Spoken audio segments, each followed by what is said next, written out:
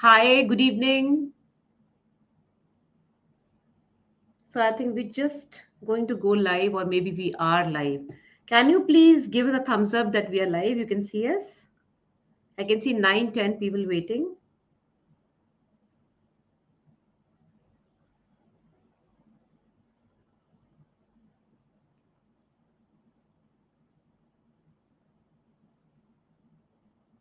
Okay, Ruhi. Yes. Hi, Ruhi. So, yes, we are live. So, that's me, Dr. Sonal Parihar. And with me is Dr. Preeti Sharma, pathologist, and she is your Unacademy pathology teacher.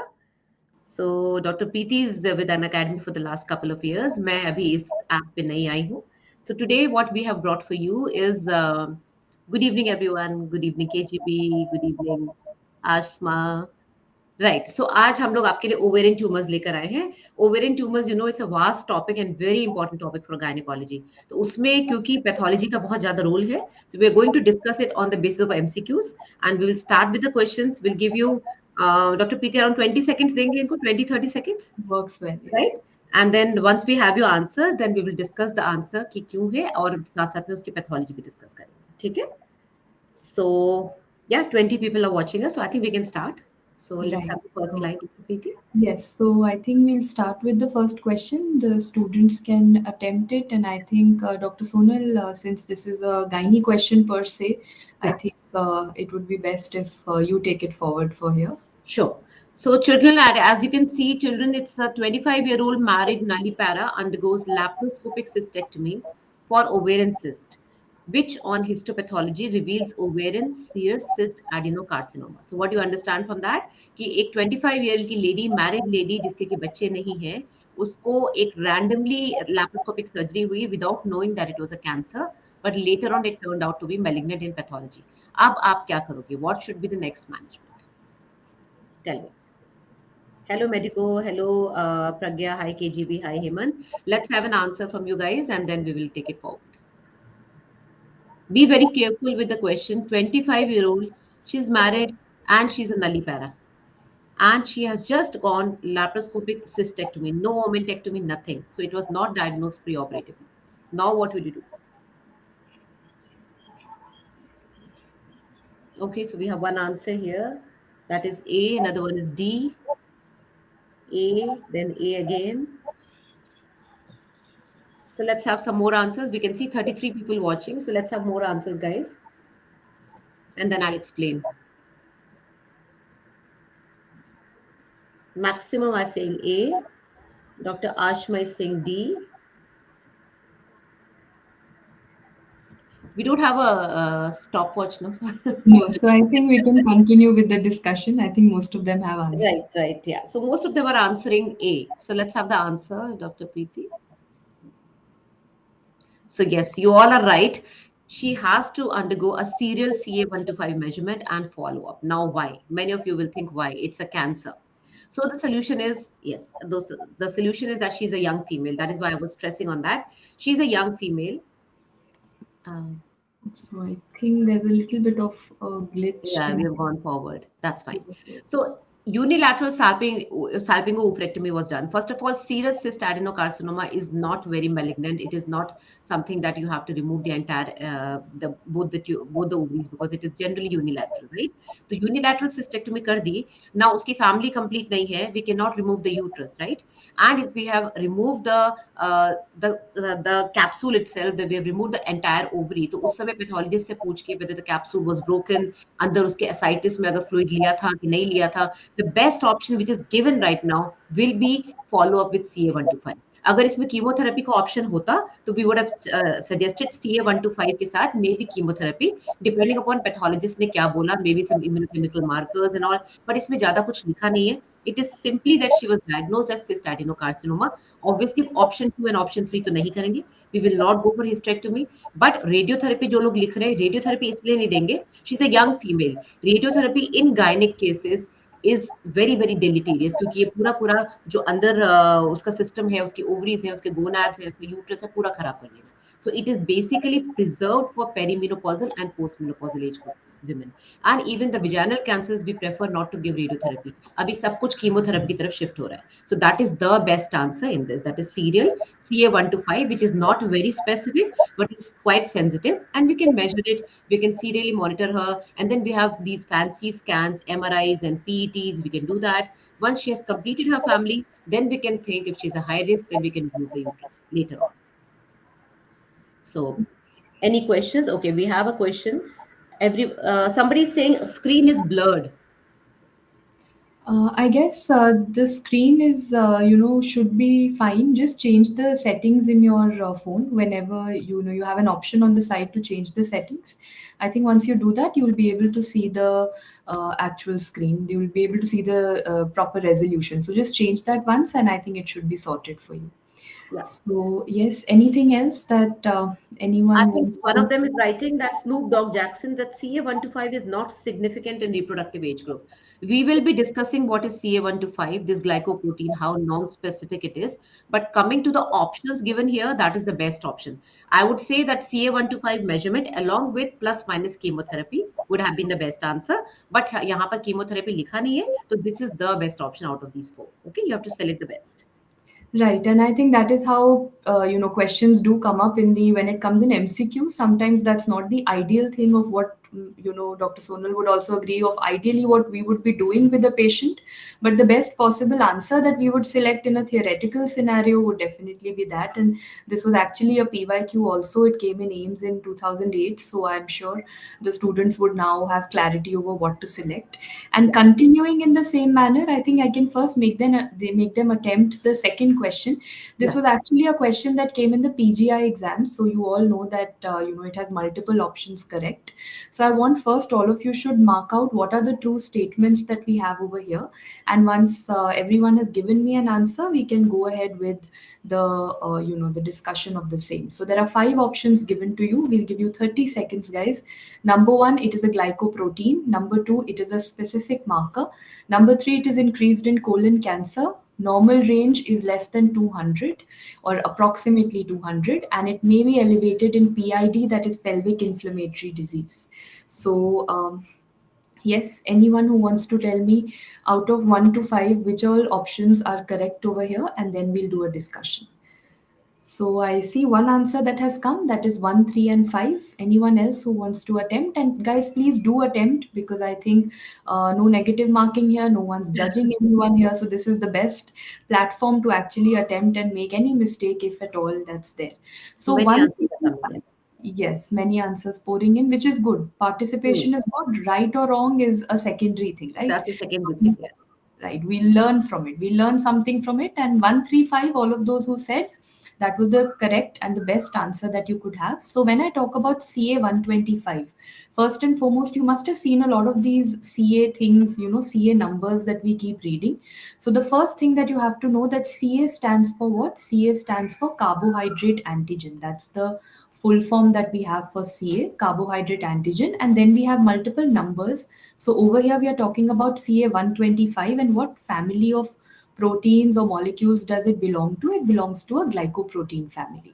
So first and foremost, if I want to measure someone's CA 125, what is the sample that I'm going to take?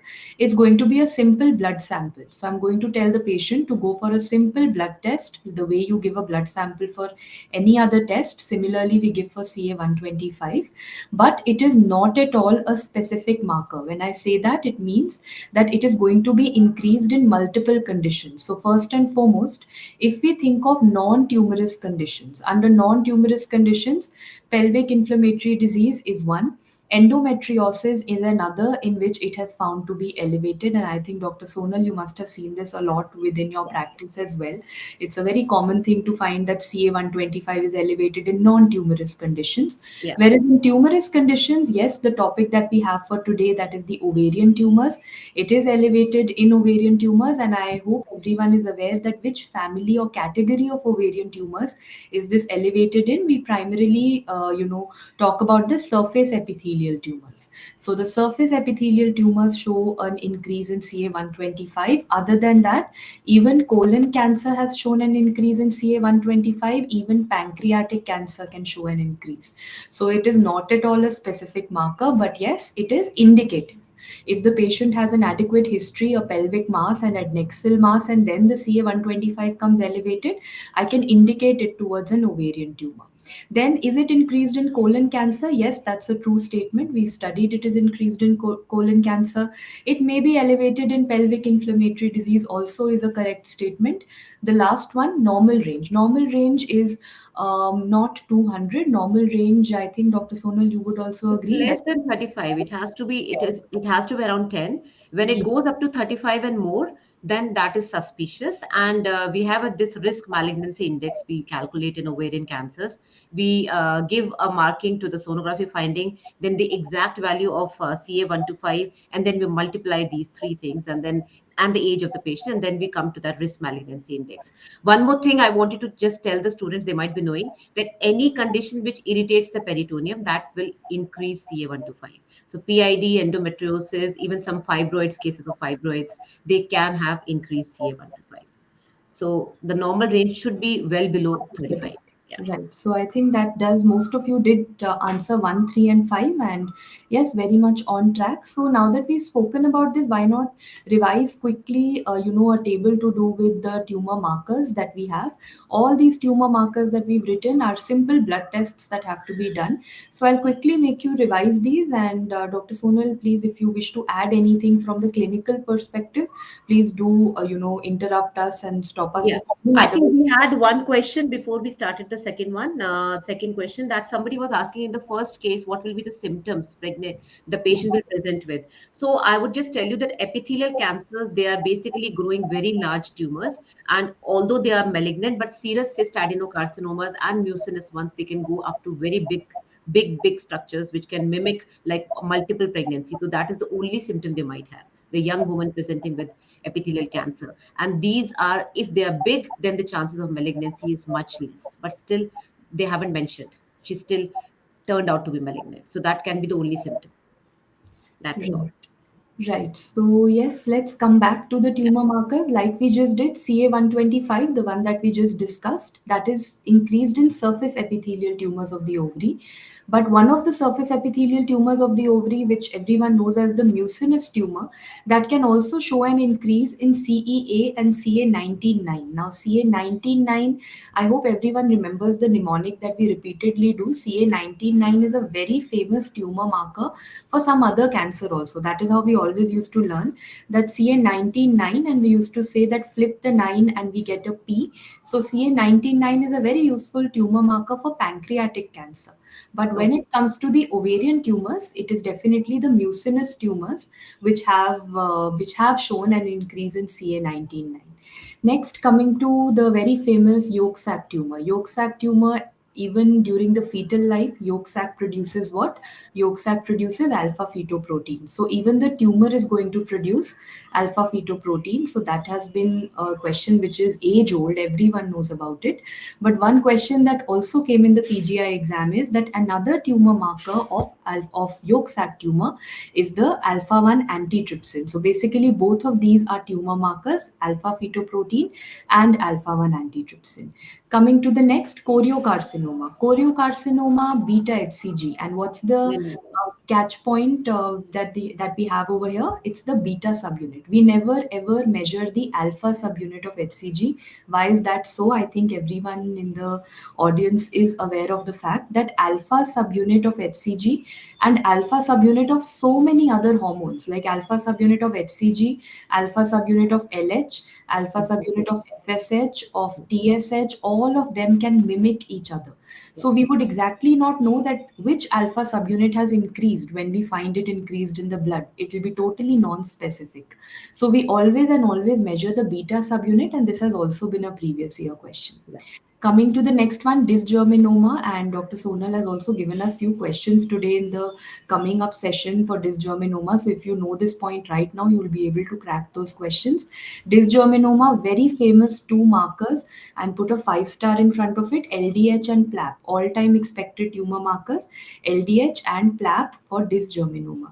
And everyone knows that in the ovary, if we are talking about dysgerminoma, this means in the testes we will be talking about seminoma. So there Same. there is always an overlap of the tumor markers in that case. Next, we have embryonal tumors. Now, for these, tumor markers are not very, very efficient, or they are not very specific, because if you see the tumor markers, they are like alpha fetoprotein was also for yolk sac tumor, beta HCG was also for choriocarcinoma. So, embryonal tumors and tumor markers are not very indicative of anything. So, unlikely to get a question on that. And the last one, granulosa cell tumor. For granulosa cell tumor, the tumor marker is inhibin. So I think this particular table is something which is always a go-to revision table for your exam. And anything, Dr. Sonal, that you want to, add on Uh, from yeah, clinical. I just wanted to ask the audience, they might be knowing that how epithelial tumors, the ovarian tumors, are divided according to the parent tissue. One is the epithelial tumor. Epithelial tumors can have serous cyst adenomas, they can have mucinous cyst adenomas. The serous ones will resemble what? The serous ones will resemble the fallopian tube cells.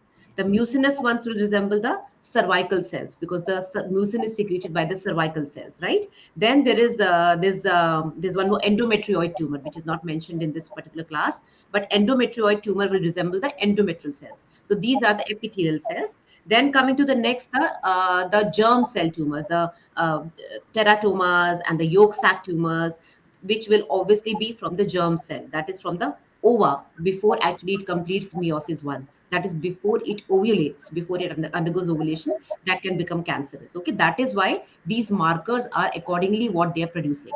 Granulosa cell tumor and sex cord stromal tumors are same. Granulosa cell tumor and there are other like Leydig cell tumors and all, which are virilizing tumors if they produce androgen. These come from the sex cord, the stromal cells. They can obviously, because they secrete inhibin, they secrete estrogen. So inhibin is the marker for them because they are the stromal tumors. So this is all I want to tell them. There are certain markers which I am not able to explain, antitrypsin and all. Maybe Dr. Preeti, if you can tell them how to remember, or it is just they have to just remember why yolk sac is secreting alpha 1 antitrypsin. Yes, that's just actually yolk sac and alpha fetoprotein becomes more or less in sync. That is understandable.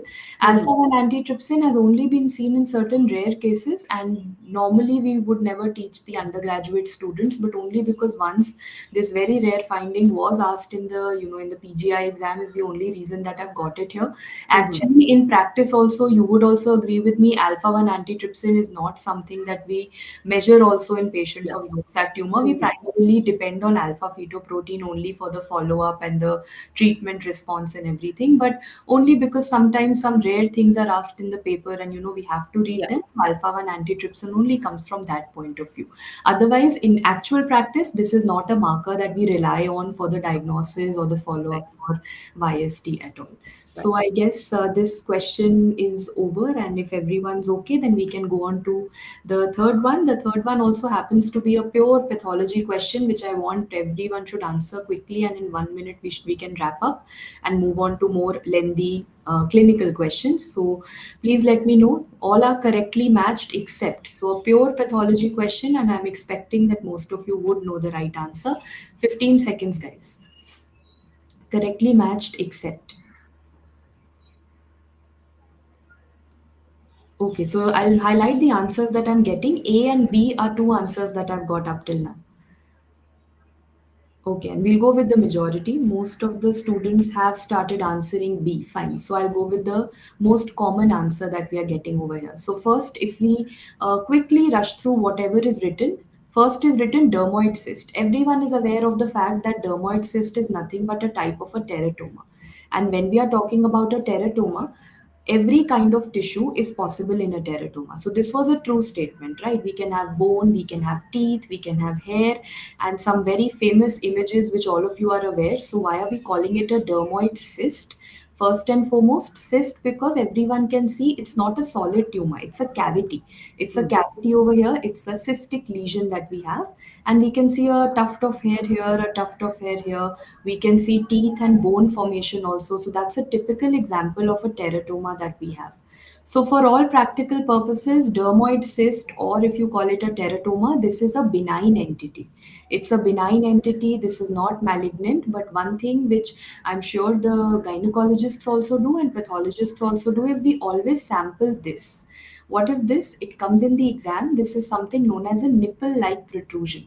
So whenever we see this nipple-like protrusion or this solid area, and I think Dr. Sonal, solid areas for you are also always very Yes, worrisome yes. and always something that you want That to see. comes in the high risk, solid cystic, so it goes in the Correct. high risk category. And this is a demand we always get from the gynecologist that solid area में से क्या sampling निकला, what have you found Mm-hmm. in the solid area. So whenever we find some nipple-like protrusion, that is a Rokitansky protuberance. So what do we do as pathologists? With a scalpel, we cut through this. We look at what is the tissue inside it, because there may be, I'm not saying always, but there may be a foci of hidden cancer. This may be a treasure for cancer. It's a hidden treasure for some malignant potential that may be present in a teratoma. So that's the significance of the Rokitansky protuberance. So the first statement over here was right. Dermoid cyst does show us bone. Coming to the next, talking about Krukenberg tumor. Does Krukenberg tumor show us the signet ring cells? Yes, it does. Krukenberg is very famous for signet ring cells, and we will be seeing some questions and images of signet ring cells in a while. I think everyone knows about it. Number three, Brenner tumor. Brenner tumor, Walthat cell rest. Correct. How do we learn Brenner tumor? B for Brenner and B for bladder. So Brenner tumor is always going to show me the epithelium of the urinary bladder. That is the epithelium that is seen. And this urinary bladder epithelium and Walthat cell rest pretty much correlates as the same. Understood. Yeah. तो अब बस एक गलत statement था, that was the second one, and I think everyone can correct me also on that mucinous tumors don't show us samoma bodies. So which is the tumor that shows us samoma bodies? It is not the mucinous tumors. Samoma bodies are seen by the serous epithelial tumors of the ovary. Serous ovarian tumors are famous for showing samoma bodies. So everyone gave a right answer, and I think you all are aware of it. So we can safely move on to the next question, right? So Can I ask them one question? Let's see how many of them can attempt. What is the characteristic finding of sonography in a dermoid cyst? Written in your textbooks. How do you diagnose a dermoid cyst on sonography? Anybody? A typical appearance, which the sonologist will tell you that, okay, that is the appearance. Dr. Ashma, you're saying serous. No, I'm asking about dermoid cyst. In X-ray, you can see the bone, but sometimes bone may not be there, or it may be very small. It's not picked up. Rokitansky, okay, that is a solid thing, but there is one more finding in your textbooks which tells you that is a typical appearance of a dermoid. Okay, it's a dot and dash appearance. Dot and dash. There will be white lines of small caliber. They may be dots or they may be dashes, and that is because of the hair, because it just picks up that ecogenic shadow and it becomes dotty and dashy, dot and dash, dot and dash. That's something I noticed in your MCQs. Okay, Dr. Ashma, you were talking about the previous one. Okay, fine. So that is all I wanted to ask you. And dermoid is a misnomer. It is not a germ cell tumor, although it's known as a germ cell tumor, but it contains all the three germinal layers, ecto, meso, and endo. That's all. right. So I guess yes, most of them have been able to answer. Dr. Sonal, I'll request K if you could take up the next, Next question. two, three questions. Let's make them attempt them first, and then we can probably club them and discuss them together. Right. Okay. So a 35-year-old female presented with an adnexal mass. Her CA125 was slightly raised. Okay, they haven't told you the value. CA19.9 was normal. LDH was elevated. Tumor was resected, and the gross and microscopic image are given below. Children, your exams pattern has changed. They will give you more of diagrams. Now, what is the most likely diagnosis? You need to understand what does it look like, the gross and the cut section and the pathology picture. Okay, 20 seconds. We have one answer, that is B. Another B. Slightly raised CA125, other tumor markers may LDH is raised.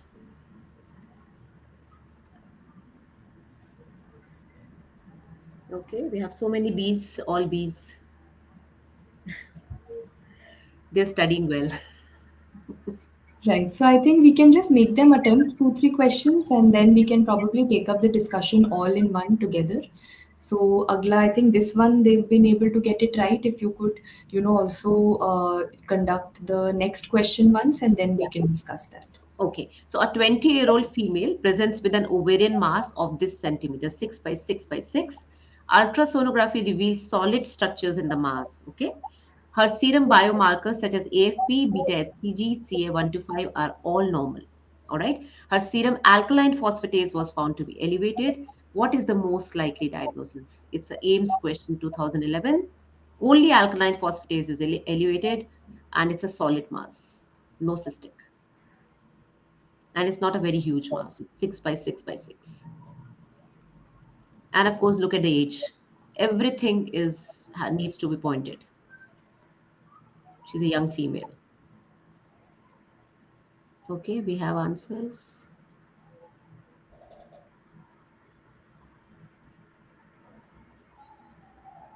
So A and B, even D, mixed answers we're getting. Majority of them, I think, are going between B and D, I suppose, B and D, yeah. the answers that we are getting. So, Mm-hmm. okay, so all those students who've answered D and all those students, okay, first, if you've answered D, reason for D, and for those who've answered B, you need to give us relevant reasons for B and D as to why you've answered them, because pretty much everything was written in the question in front of you, and these are obviously not the right answers. We've not received too many right answers except Okay, one we or just have one A yes, and two. one C also. So we got all the answers here. Right. Okay. So I guess we can, actually start with the discussion of this one Yeah. only. I think you can take it up first from the clinical part and then we'll go on to the pathology part of it. Okay. So first of all, the lady is young. Okay. She's a young girl with a solid mass. Now, mucinous cyst adenocarcinoma. First of all, you're looking at a carcinoma at a young age. Generally, it is in the perimenopausal age group. Secondly, mucinous will not be solid. It will have some mucin, some cystic structures inside. And they are generally huge. Okay. This is not very huge. This is just 6 by 6 by 6. A young girl would generally present the germ cell tumor. Okay. Ultrasonography is not revealing any of the main markers that we normally measure. Alkaline phosphatase probably might be increased in dysgerminoma. We did not discuss that, but that is something probably some rare entity that they measured it. Maybe it is just affecting the liver or whatever. So generally, the entire structure, the entire theme is going in favor of either dysgerminoma or endodermal sinus tumor. Endodermal sinus tumors, as I know, they are very rare and they are very, very invasive, just like yolk sac tumors and endodermal sinus tumors. And in that case, AFP will be raised. It has to be raised because it is coming from the endodermal sinus tumor or the yolk sac tumor. So it is going more in favor with A. So either A and B, and the best answer is A. That is how I would argue. Correct. And also, I think just because we had just told them a table of tumor markers, that could have been very handy for them. Hmm. Mucinous, like Dr. Sonal said, mucinous cyst adenocarcinoma. Cyst word mentioned nahi tha. This was a solid tumor. Hmm. Carcinoma mein age group was not at all correlating. Then going on to the tumor markers, mucinous variety, like Dr. Sonal just told us, epithelial hai, surface epithelial tumor hai. Surface epithelial tumor may very commonly CA125 comes out to be elevated. Here CA125 was normal. What else was normal? Alpha fetoprotein is also normal. So endodermal sinus tumor or yolk sac tumor, that would show me an increase in alpha fetoprotein usually, and that is not seen. So this is also something that I would rule out. Beta HCG is also normal. Beta HCG choriocarcinoma, which was not mentioned over here, plus choriocarcinoma, malignant tumor, 20-year-old female, again, not something that is an ideal situation. Her alkaline phosphatase PLAP was elevated, guys. We have clearly just discussed a while ago that when Hmm. we talk Yes. about dysgerminoma, दो Hmm. tumor markers याद रखने हैं. One of them is LDH, which was not mentioned in the question. One is placental alkaline phosphatase. Absolutely. Placental alkaline phosphatase is clear cut found to be Hmm. elevated. So Hmm. dysgerminoma, as Dr. Sonal said, was the most ideal answer, also depending on the age group. So Hmm. everything in terms of clinical and in terms of pathology was going in favor, and that is what was there in the previous question also. Previous question also, Dr. Sonal, if you just want to take through the clinical part, then I'll get to the pathology part of it.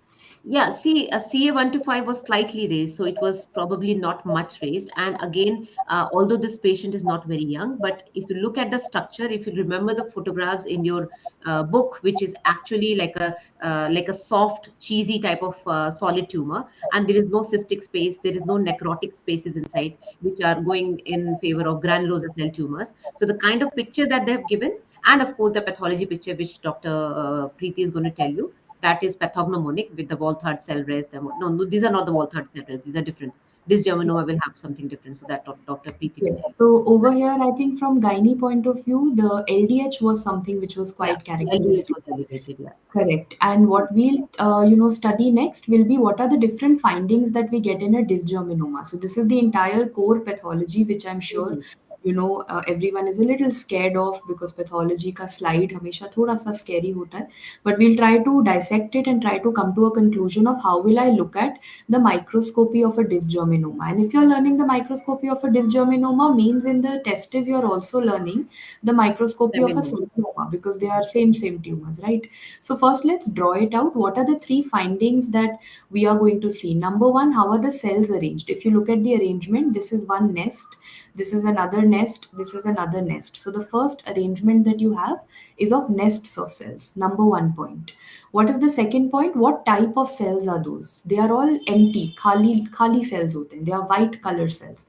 You will say that they are totally white in appearance. They are clear cells. And why are they clear cells?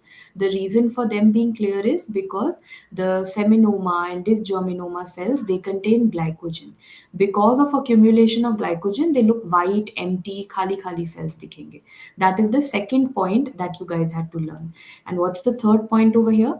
How are these nests separated? There are some fibrous septa, and these fibrous septa will have lymphos and plasma cells in it. So, can you see those dot kind of cells? Those are lymphos and plasma cells. So, 3 points. Number one, nests of cells. Number two, clear cells. Number three, lymphos and plasmas will be present. If we try to, copy paste this into an actual photo, now let me trace out whatever we've studied. You will see that this is one nest of cell and this is another nest of cell. And if you just look carefully, let me highlight any cell. Are they looking pink in color or are they giving you more of a white, empty kind of an appearance? I think everyone would agree with me that it's giving a very whitish kind of an appearance. It doesn't come across as very pink, like usually cells come across as pink in color. This gives you a very white appearance, and that is exactly what I'm calling as the clear cells. And you've told me the reason clear cells are that they contain glycogen. And what is the final point? The final point is over here. If you look at this area, can everyone see those blue color dot kind of cells? Those are all happening to be the lymphocytes and the plasma cells. These three findings, the nests, the clear cells, and the lymphoplasmacytic infiltrate, is what defines a dysgerminoma. Very important. Coming to the next, markers. Markers, I think we've repeated ample number of times. LDH and PLAP are the markers. They will be elevated in the blood. That is there. But what is especially students going in for INI-CET? Now, that's the question that I would expect in the upcoming exam. What are the IHC markers? I know I've written a list which is sounding pretty impossible to learn, and it's not actually very easy for everyone to learn. So let's find out a way of how to learn the IHC markers of dysgerminoma. You try to go 2, 3, 4, 5. If you remember, we've read this in our Unacademy classes also. हम try करेंगे 2, 3, 4, 5 numbers के through याद करेंगे. So how do we do that? So for example, with number 2, you will learn D240. D240 is an immunohistochemical marker. With number 3, you will learn OCT3 and 4. OCT3 and 4. With number 4, you are going to learn SAL4. With number 5, you will learn the 5 alphabet thing, that is NaNOG. So what are the markers? Let's repeat again. With number 2, D240. With number 3, OCT34. With number 4, SAL4. 5 alphabet, NaNOG. And lastly, CKIT. I think everyone knows CKIT is nothing but CD117. So that's the biggest number that I've kept towards the end. And this list of markers is something we certainly expect in the INI-CET exam. These are very important markers for any kind of a germ cell tumor. So that is something which I wanted to add on. And yes, with that, if I take you back to the question, you could see a solid tumor over here, a solid fleshy kind of a tumor over here, and you could see khali cells. You could see those white cells. So I could see clear looking cells in a solid tumor with the LDH elevated. All in all, everything was going in favor of a dysgerminoma. So yes, I So if it think had any necrotic tissue, me being not a pathologist, how do I remember? I just kind of look at the picture, and if it has some honeycomb type of appearance, as if some pockets are there, and every pocket is full of some liquid sort of thing, then that is mucinous because it gives you a honeycomb, just like a beehive.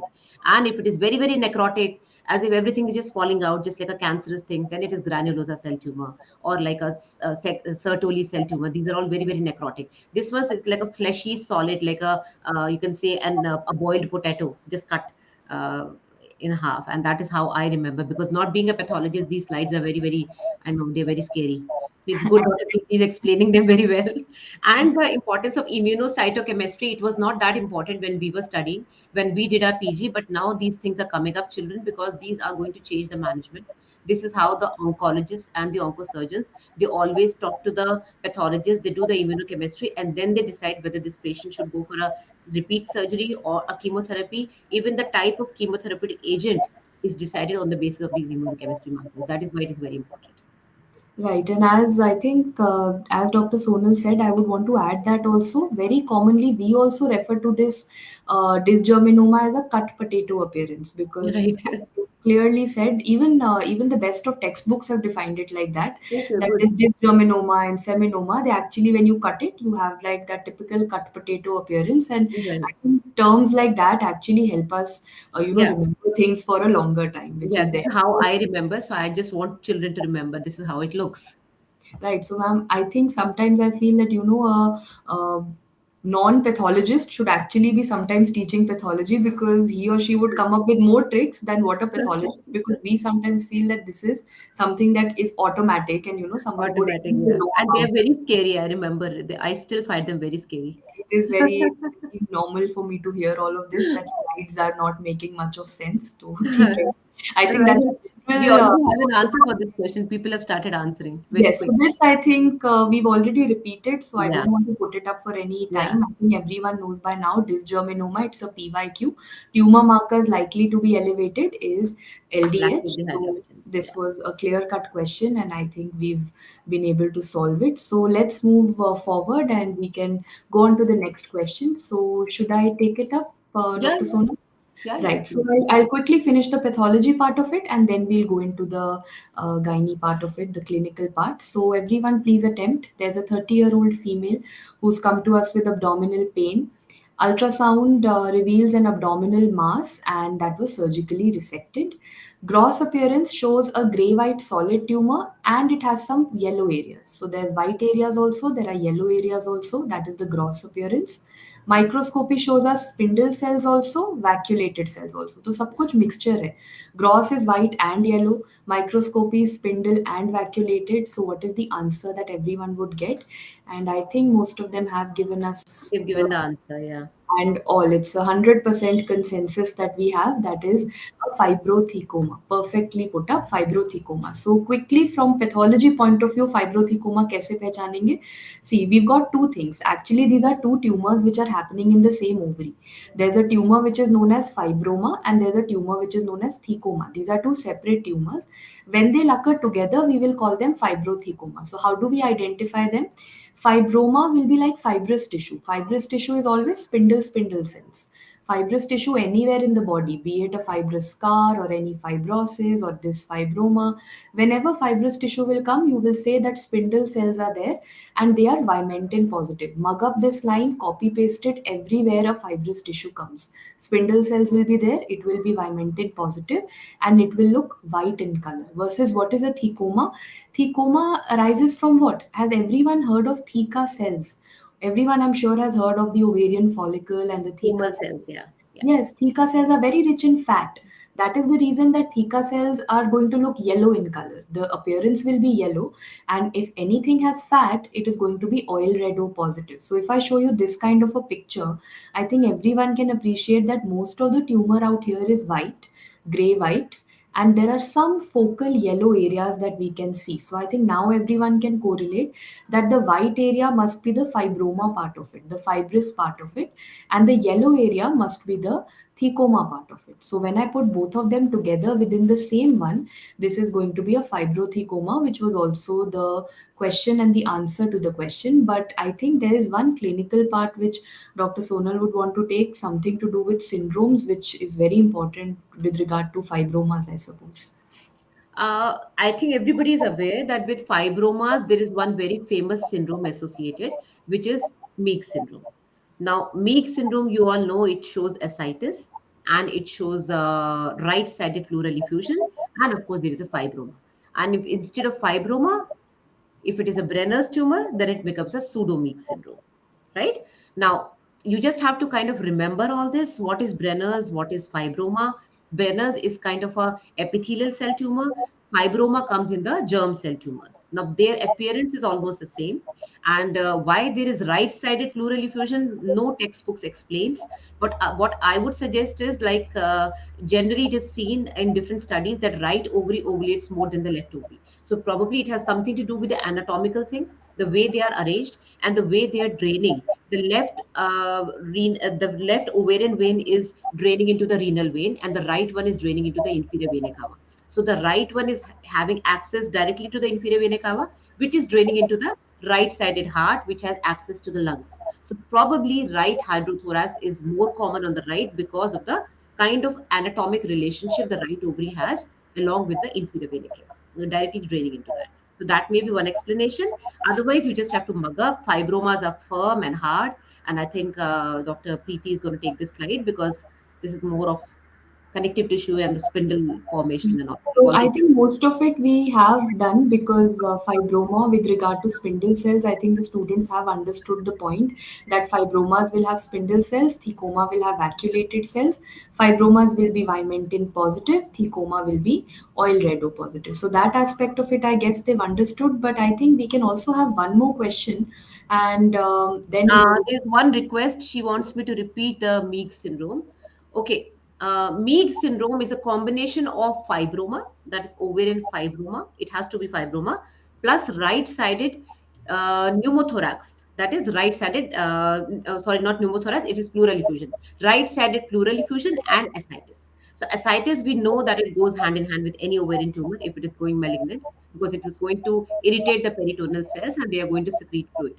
Now, why is it right pleural effusion, not left? So that is something anatomically explained, although it is not anywhere in the books. But because right ovary ovulates more, because it is getting directly draining into the inferior vena cava. Inferior vena cava, we know, drains into the right heart, and right ventricle goes to the pulmonary circulation. So that is probably the reason why right pleural effusion is seen in Meigs syndrome, because it is very difficult to explain to the children, even to myself, why only right-sided lungs are affected. So that is what I tried to explain. So it is fibroma plus right pleural effusion plus ascites. That is Meigs syndrome. Pseudo-Meigs is when the fibroma is replaced by the Brenner's tumor. Okay. And now Dr. Preeti will tell you the difference between the two, fibroma and Brenner's. Right. So I think, like Dr. Sonal said, that till the time this entire syndrome, see, till the time the syndrome is being spoken about from fibroma point of view, you will call it a Meigs syndrome. So, like we said, we have fibromas, ascites, and right-sided lung involvement. So, till the time they're talking about fibroma as the ovarian tumor, along with that there is ascites, and along with that there is right-sided lung involvement. You will be talking about as a Meigs syndrome. Now, when do we call it a pseudo-Meigs syndrome? It's the same concept of having ascites. It's the same concept of having a right-sided lung involvement. But now, instead of the ovarian tumor being fibroma, either it is any other ovarian tumor, like we said, it could be a Brenner tumor, or it could be some other pelvic mass also. Anything other than a fibroma, basically leading to the similar scenario, and now you will call it as a pseudo-Meigs syndrome. So other than that, there is no difference. The ascites and right-sided lung involvement remains the same. And I think even in terms of the pathology part of it, you know the difference by now between a fibroma and a Brenner's tumor. So I think I can safely ask all of you that in fibroma, what kind of cells are you going to see that we studied right now? Fibroma, fibrous tissue, I told you, jahan bhi fibrous tissue word aega, you will say spindle cells. So the kind of cells that we have in fibroma will be spindle kind of cells. And what did we study for Brenner tumor? For Brenner tumor, we studied B for Brenner and B for bladder. So the kind of cells that you will be seeing will be similar to the urinary bladder. What is the epithelium of the urinary bladder, which everyone knows, and I would not want to ask all of you. Sabko pata hai, the epithelium of the urinary bladder is the transitional epithelium. So B for Brenner, B for bladder, that is how you learn it. And fibroma, everywhere fibrous tissue comes, that is going to be the spindle cells. So that is how you differentiate between these two. And obviously, you know, fibroma causes Meigs syndrome, Brenner's would otherwise cause pseudo-Meigs syndrome. Having said that, there's one more question that I want all of you to attempt once, and that is a quick read through that I want to do. Firstly, you receive an intraoperative consultation for a bilateral multinodular ovarian mass in a young patient, 16-year-old. Microscopic examination shows bland monomorphic spindled cells within a collagenous stroma. Mutation of which of the following genes is most likely to be seen in this entity? So I've got two answers as of now. C and D are the two answers, and I think we are going more in favor of one answer, but I want everyone to give me whatever you feel. Okay, so okay, I think most of you have given me an answer as C, and we take that as the answer. So, what were they trying to tell me? Firstly, the catch point over here was that they're talking about a bilateral ovarian tumor.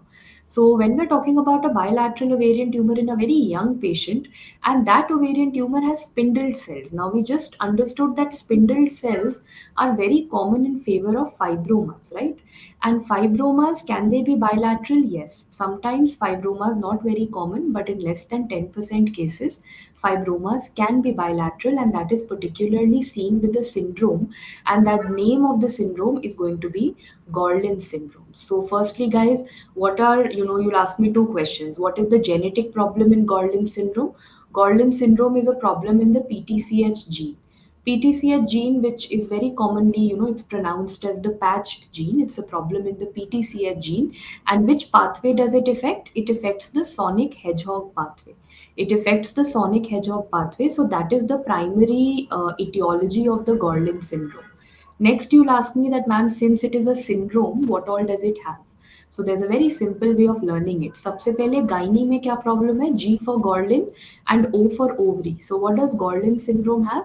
In gynae, it has an ovarian problem. And what is the ovarian problem? The ovarian problem is the fibroma part of it, and fibroma being bilateral. Meanwhile, I think Dr. Arika and Dr. Satvik have given us a right answer.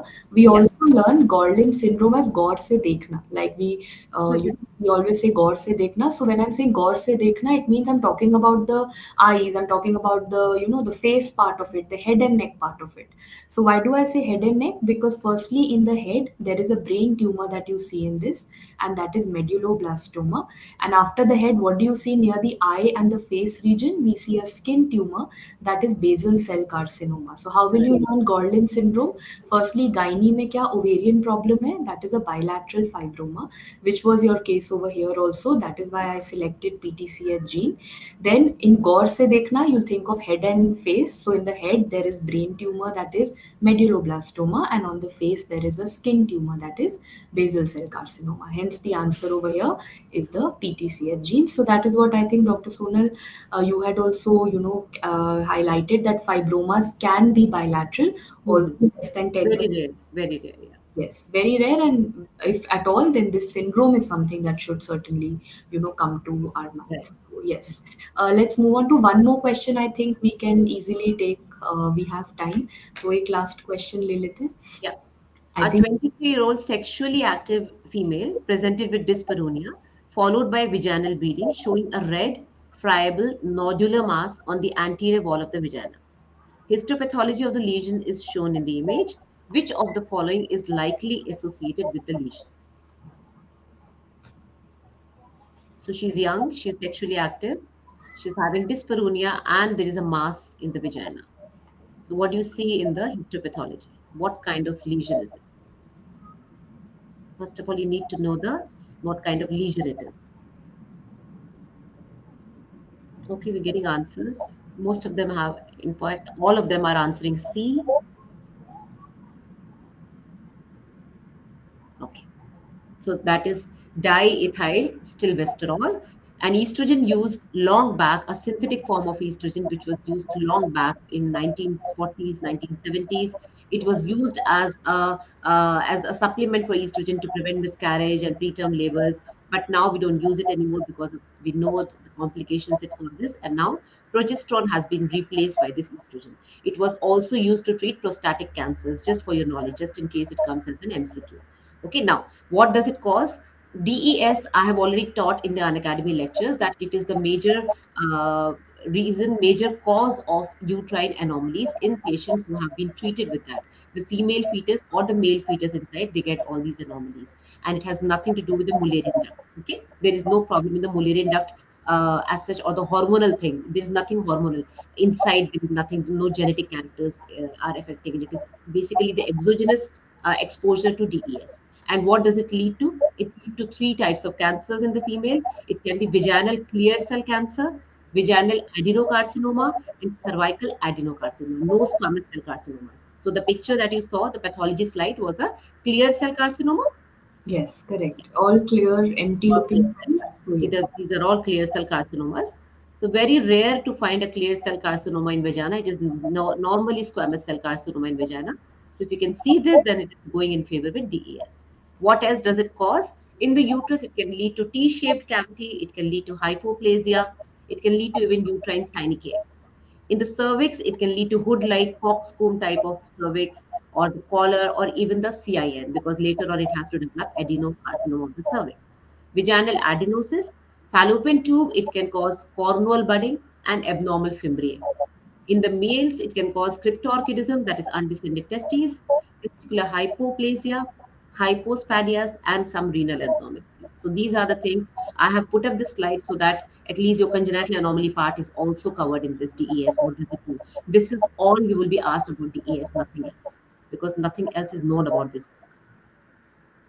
Right. So I think this is a very common question that I also keep, receiving, that usually we in pathology we study a story of the DES daughters, that mothers were given during their pregnancy, they were given DES once upon a Mhm. time, like you said, and Mhm. when their daughters were born, the daughters had clear cell carcinomas of the female vaginal tract. So DES daughters is a very famous story following which this drug was banned and it was stopped being used. But one common question that students always ask me was what happens in the male fetus.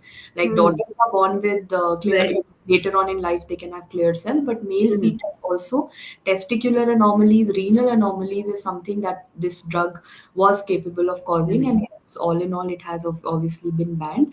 And as far as the pathology picture goes, yes, all clear empty looking cells, which was going very well in favor of clear cell carcinoma. And just in case you were getting confused, then the other options that were given, firstly, when the vagina history was given, adrenal hyperplasia was not making much sense over here. It was quite a useless option.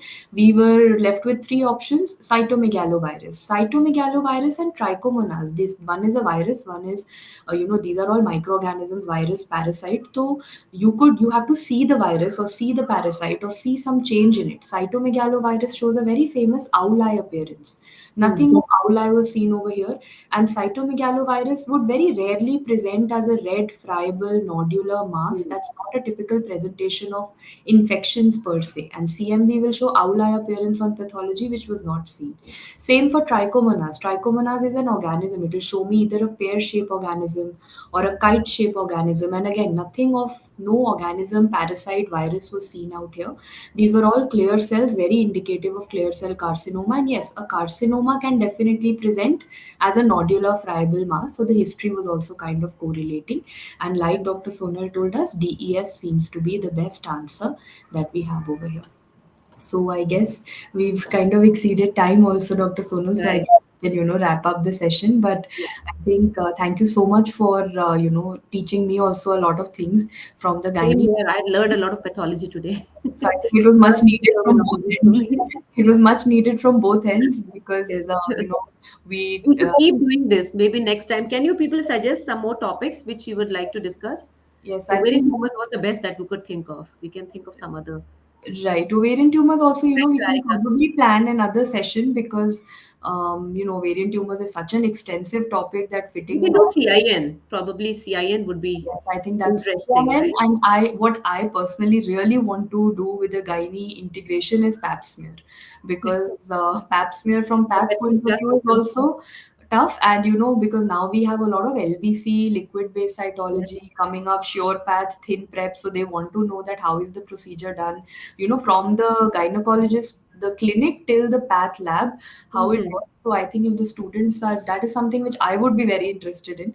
So I don't know whether I'm saying it from a personal point of view We are or getting answers. Somebody wants another session. Arika wants another session of ovarian cancer, tumors, and Sushma wants Mullerian anomalies. So in Mullerian anomalies, the pathologist probably would not have any role. not much on it. But you can, Sushma, you can go to my special class in Unacademy. I have already covered Mullerian anomaly. Just go through the classes. I started on the 16th of this month, and you will find these classes. Okay. Right. Okay. And Now, also, guys, some other, free tests which are available on the platform, which are ongoing. Today being 29th was one in the morning. Tomorrow is an educator curated test series at 7 o'clock. Then day after at 4 o'clock, there's a PYQ test series. So on a daily basis, you have some free tests which are going on, which you should make use of. Apart from that, I think everyone is aware there's a new PYQ bank that has been launched, which takes care of the past three previous year questions for NEET, INI, CET, FMG students, and it's something which you need pretty much at this point of time, because PYQ having a strong hold over those questions and those topics is a must. So yes, that is something. And if just in case, although I don't think we'll have too many first year students, but if we have any new small chota kids in the class who've just joined in and who want to have orientation towards MBBS Prof 1, then there's another batch that has been launched for the MBBS first year students and at Physio Biochem. So you should, watch out for these batches also. And also considering it to be the end of the month, and there are some offers which are going on, so you can always avail them, especially for the additional discounts that are going on, which could, help you in your if just in case you're willing to buy the plus subscription, these will definitely help you out in it. So I think endometrial cancer also Dr. Ashma was mentioning, and we will, yes, we will but I certainly think move on. PAP is going to take two classes definitely, because it will be HPV as well, because HPV has all DNA these test. tests have come, the reflex testing of HPV, even they are quite confusing for us as well. So we will have a good discussion. We will also learn from each other. And Right. especially people sitting for the INI-CT, I think that is going to be the kind of questions they might be asked. So thank you very much everyone for participating. Thank you, Dr. Preeti. Thank you. Thank you, everyone. Thank you, Dr. Sonal, and all the best to everyone. Thank you, guys. All the best. Thank you very much. Bye bye.